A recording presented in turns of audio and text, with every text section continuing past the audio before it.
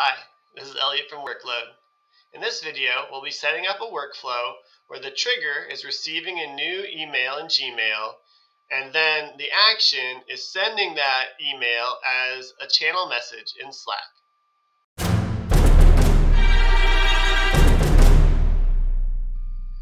Okay, so let's build a workflow. So first we'll give our workflow a name. So this will be new email in Gmail to Slack channel message. And for our trigger, we're going to select Gmail. And the event is going to be new email trigger. Click continue. I'm going to choose my Gmail account. And I'm going to test this trigger to see if it finds any new emails in my Gmail account.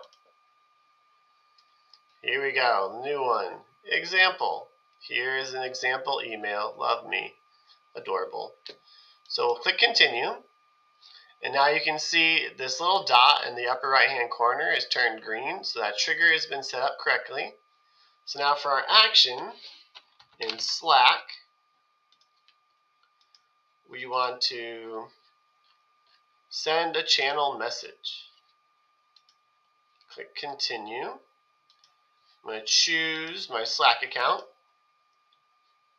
And now I'm going to select the channel within Slack that I want this message sent to. Use my test channel. And for the message text, this is what the message is going to be.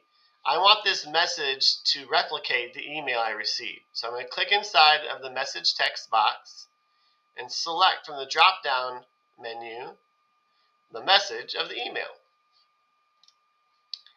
And then for bot name, I'm going to select the sender of the email. And that's all I really need in order to replicate my email as a Slack channel message. So I'm going to hit continue, and then I'm going to test this action. Okay, so it looks like that was successful. So we'll click continue,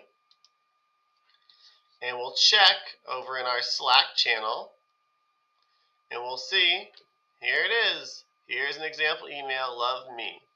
So that information from the email was imported into Slack, and now that was sent as a channel message.